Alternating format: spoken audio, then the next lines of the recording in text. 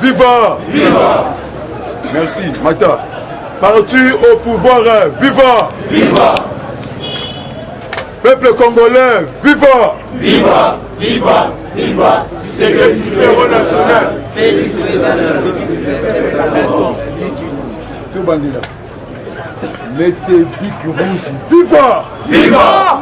Parti au pouvoir, viva! Viva! UDPS, viva! Viva! Viva! Viva! Secrétaire national! Mote na biso papa so oyi mate o munguna ya Congo mote na biso mote lisusu manifester manifester manifester manifester Fati béton Fati béton mais Fati béton Fati solution Fati lumière Kembo na Yahweh alléluia amen oh Seigneur acclamez pour vous.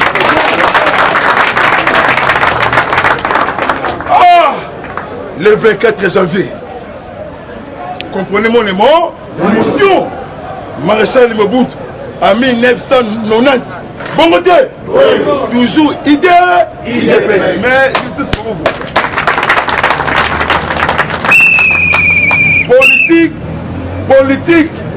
politique, et ça raté dans agitation. Les lots et ali matinée politique. Les lobbies sont tout limité. Comme message, il y a président Aïe, maître nageur. Maître nageur. Mais oui, Bakona nageur. Yaya, Congolais, en tout cas, Beta Moulolo, Makasi Pona Etienne Wamulumba.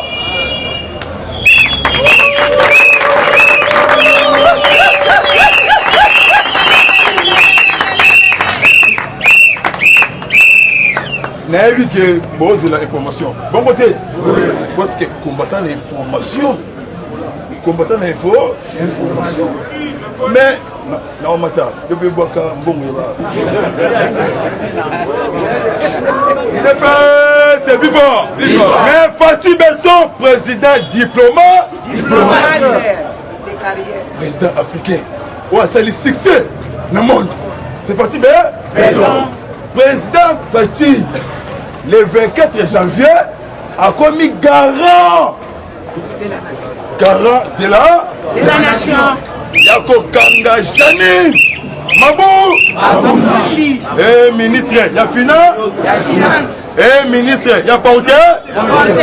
C'est donc Fati a joué mon sagesse. Azeli Bango le 24 janvier. Bon côté, c'est donc président Félix. Mwana mama maso mais pourquoi maso belé Fati ko uta na Suisse Davos malama ko lobby a présidé conseil des ministres donc 18e conseil des ministres ordinaire la présence il y a premier ministre il y a RDC Sylvestre Ilou c'est ko yoka Fati de temps tango côté la salle tous les ministres Moutuna, bah Monique, mon encore, Azaliko, papa, au bout Fati, mais là j'avais un pile, Koufa, Simba Courant. Mais Kabila, c'est lui, Kabila dans quelques jours. Pourquoi?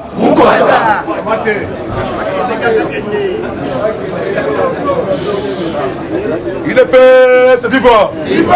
Du Sobamia qui est tout ça informateur. Qu'on peut un message.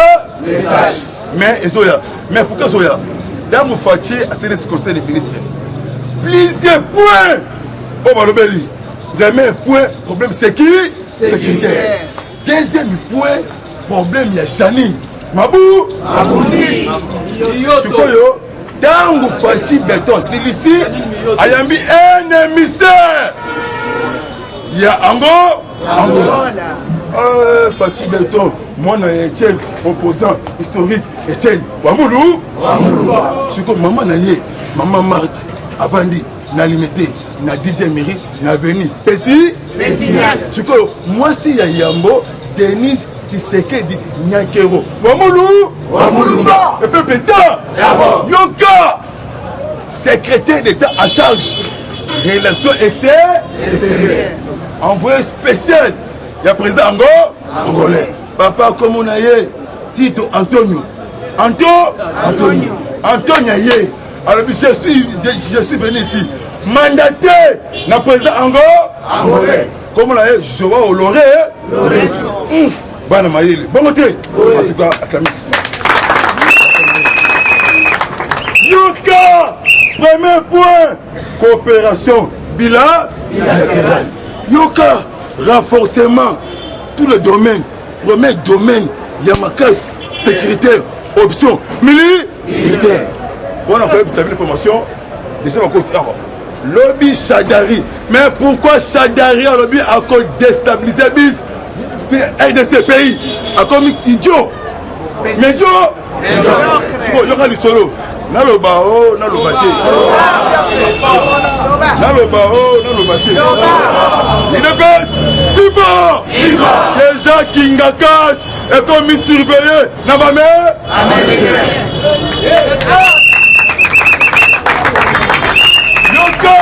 Yoka! À 500 mètres. À 500 mètres. Kinga 4. Bazawana. Avec tenue. Il y a ma casque bleue. Mais ma mère, c'est quoi, plusieurs drôles, mouvements de surveillance. Premier et loco, Bakati, Internet. Deuxième, bon, Bakati, courant. Troisième, bon, Pertibé, cellule. Oh, on a refondé. Nakinga, Namoni Yaya, Mukwata, Nakima, Aza, Nakolezi, Babisi, Zonga, Nakicha.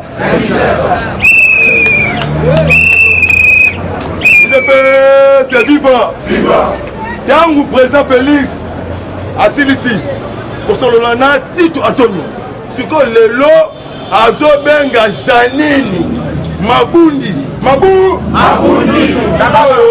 Yebisangaï Kara de la nation, commandant sur le lot. Mais le lot que le gars qui caméra, il y a un zongeli. Janine Mabou, parce que Caméré, Azalaka membre, il y a Pépé, c'est quoi Batabou Zoba au Congo, FCC. Bon, mon Dieu, c'est quoi Fatih Béton, en soutien et sécurité, à niveau international. Papa Nangaï, on a vu si nous va répondre au lobby Chadari, na commandant. Il y a Faridé, lobby. Alors, lobby, Nani Oyo. Asali ba popo ya ko déstabiliser pays. Alors bi attention, biso faire décès. To tiki bas na biso, to kena est, on va mettre une paix, sécurité. Mais to soya to bandana yo Chada. Lobby, il est pas viva. Lobby Chadari, na Marcela Chichambo. Lobby, bazo avion Kima. Pourquoi?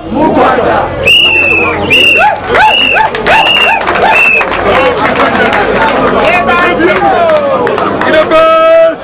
Viva. Yoka. Etienne Wamoulou. Soki bomoni la force étrangère. Et quand il n'a pas pouvoir, Yabino et commis. C'est qui? C'est quoi yo? C'était. On m'attaque qui? Au Sanini. C'est quoi yo? Partout. Bah qui n'a yo? Bah on la ligne, ah Etienne Wani. Fatih Bessawa Wani. Et maman Denis Siwa Wani. Dans le combat, on a bien qui voit Wani.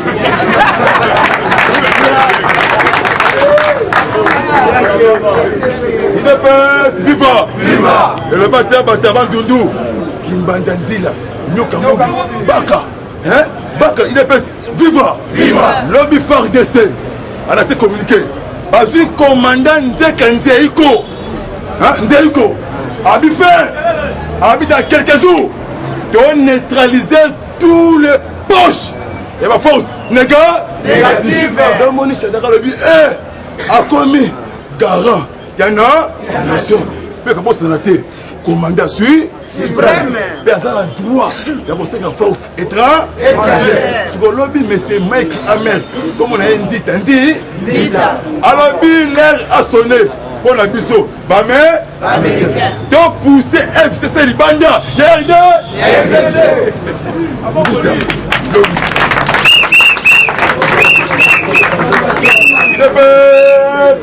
viva la population soutenir Fachi bon Dieu boka tribalisme boka somalie congolais boka tribal ozali muyanzi Congo Mumbunda Congo congolais beto na be beto je vous assure vous bon besoin misala en déso mais Fachi beto fatalisé à sous contrat na numéro 1 il y a Philips balobi télévision radio et rosalama awa nakita na téléphone na Huawei Itel hein on la Coca-Cola ya original mais Fachi Beton a tinaki 3 minutes na ye na Sénégal bah je modèle le Sénégal bientôt va tomber deuxième ville année parce que merci na commune ya balobi ba immeuble ba magasin ba mandako mutu ya kuna boye moya siko bazui modèle ya Sénégal papa Fachi Beton solution pour sauver peuple congolais ah Etienne Wani merci au pesa kiso eloko kitoko comme on a yé Fachi Beton papa Joseph Kanambe Esili Abou Dala les seuls partis oye Bunda oye Kanga c'est idée ce qu'on yoka ngalité FARDC lobby asali message déjà babomi si djadiste ya badef na ce qu'on dit FARDC accueille na frontière à mon Rwanda boy na Uganda lobby na Maniema na territoire ya Salamabila hein les maïmaï malaïka Mukombozi lobby général s'autoproclamé comme on a eu général Mandevu babolo bakangiye na force armée congolaise Nditae Mike Amen IDPS viva alors États-Unis est là problème il y a 200 millions dollars américains c'est quoi le FBI américain déjà Nakita moni petit avion Kolozie amonike mukwata munalinga munakamata munatoka munabe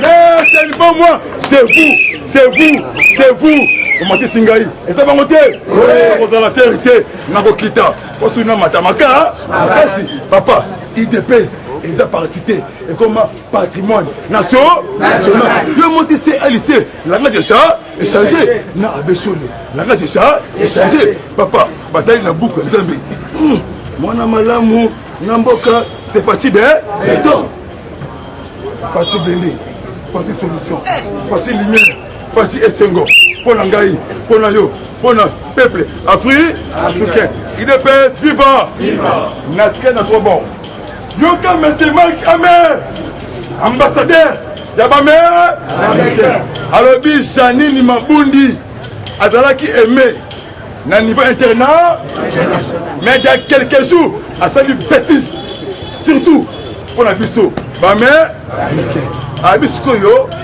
asololi na madame appelée Ida Saiwe Human Rights au Niger Yabame balobi plus de 138 personnes au Wakama Sukoyo car il y a Kassai sous couvert de comme on a ça problème point massacre ya Maindo Yumbié Ngobila Mukama troisième point problème il y a Boudou Diako Suko Yuma à cause arrêter Awa Tolingie Mukamata Akei bon modèle il est c'est vivant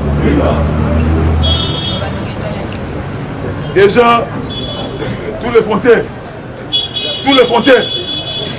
frontières Kobanda Kassai Sozu Angola hein RDC frontière wana Kassai to Kabola na Angola ils ont 2700 km carrés. Si vous êtes président angolais, je suis prêt et prête pour soutenir l'armée Congo-Congolaise. Si vous êtes lobby ngaïté, yoka lobby, IDPS, viva!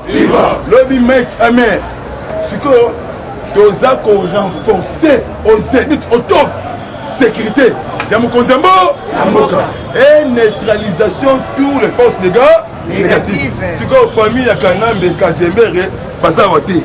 Déjà, va tourner, exil. Pourquoi? Par force, quota. Kunape, chef d'État. Moi, Loba, Zate. Si vous avez l'homme Mabouli, débat pour Konzemboka. Okoloba, Nini. Ah! FCC parti. Bon, Ndoki. Yabadia. On a vu ce que de PS. Viva! Là, on se fait la part où il y a réunion. C'est la marque le 21, le 22. Mais pendant ce qu'on a yango, Yoka, Fatih Beton, Lelo, Azoamba Lelo, ou bien lundi, mais avec restez vrai. Azoamba dame appelée. Azali au commissaire. Il y a droit de l'homme. Dans le niveau ONI. Comme on a eu Michel Bachile, Azoa Lelo, pourquoi? On a problème. Il y a un crime d'État, droit de l'homme. On a vu plus de 720 personnes. On va arrêter. Surtout les Cambouya Kassai, les Cambouya Maïdombe, les Cambouya Congo, na époque, Kamere, président, il y a ça, assemblée. Yoka Etienne, Wamulumba, Atelier, et pas la Bissot, au sein de l'Alliance. Mais, si on a un problème, la justice, au sein de l'Uni, bon côté, c'est bon. Bientôt, chef d'État. Azo changé nouveau appareil. J'ai dit, judiciaire. Sikoyo, bakanga batu antezo. Papa, Fatih Beton dans mystique. Les 5 au 7 février, président Félix Akoyamba, IDPS, viva! 3 ministres belges. Awa, Nakicha Sam. Moutali Bosso, comme on a eu. Premier ministre belge, Sofia Wallismen. Deuxième, Philippe Golfin, ministre des Affaires étrangères. C'est quoi, ministre de la coopération? Alors, rapidement, Tokota, Tobandaboulot, parce que le message a une lumière internationale. C'est quoi, Yasuka, comme on a dit, IDPS, viva! L'Alexander Decro, Azur Awa, la police belge. Interpol, Ngaïté, Herman Corée. Avec dans une année. Bon côté, papa, sont moi aussi américain, mais iranium comme parce que les Cambodgiens, c'est clair, il y a un problème. Il y a Yuma, il y a Iran, il y a un problème, il y a 133 millions. Il y a Zouaka, il y a Mbongo, il y a un américain. Donc, on dit, ah, on va diable. Basali tout dans la chambre des représentants. La Washington, ça trompe. Mais c'est un côté de trompe. Trompe des mandats. C'est quoi 2023, élection des Arabes. Mais avec élection, récensement. Peuple congolais, étranger. Donc, on dit autour, il y a Fatih Beton, Moura, Mukamata, Namaye. C'est quoi, soldats congolais, américains. Bala Liboso, Bala Fike Banda, au moins la tenue, les Américains, on a quitté ça, et ça la maté. Vrai ou faux? Vrai. Il est viva. Tango Fatih Beton, Azara qui na Davos, na Suisse, Bangona Trump, Bangona escalier, hein? Escalier, qui retrompe? Ah ouais. Bonjour Fatih Beton, je rappelle Fatih. Bonjour, comment ça va? Ça va bien?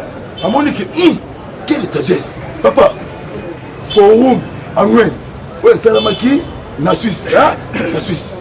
Premier président noir, les Arabes qui fatiguent, parce que le Congo a beaucoup de richesses. Avant le monde est Mata, Bakozong en Afrique, RDC. D'ailleurs, les gens vont à Tungsten. Oui, bien, on a vu Tungsten. oyebi Nubim, oyebi Kolta, oyebi Kolbat, oyebi Zen, oyebi Litum. Ah non, au paradis. Au paradis. Au paradis. Papa, donc ça va bien. Mututu, à Kozwa. Moussa, Moussa. Oyeba Kokomate. Kozwa Moussa, Akili Alliance Mundos. Kindobika, parce qu'il y a Abouo. Mon numéro, la WhatsApp. Merci à Patrick Bemba de Panama. Patrick Bemba de Paris. Merci Roger Luma. Patrick de Panama. C'est WhatsApp. On est sur appel. C'est WhatsApp. Plus 243 97 360 50 14. Il n'y a pas désaccord secret et caché entre Sorta et Accra. C'est discussion comment pour assurer Fatih Seki, sécurité. Nord Kivu, Lubumbashi, Bukavu, Goma, partout au Bolingo, Bomoko, tout derrière Fatih Béton, Bolenga Lengate, des pays Bimi et Outi Moussika, Fatih Lima Mercima, Zema Batelio, Nasukuna Bimi Mercima. Eshima, votre magazine qui bat au rythme de l'actualité. Une réponse à vos besoins en information, un éclairage dans divers domaines. Impartial, documenté, instructif. Eshima au cœur de l'info. Retrouvez la nouvelle édition. Exclusivité, défi, vision. Jean-Tini Ngobila, au-delà des limites. Gouverneur de la province de Kinshasa, Jean-Tini Ngobila propose 5 axes prioritaires pour relever les défis de Kinshasa. Retrouvez également l'interview de Maître Freddy Bonzeke.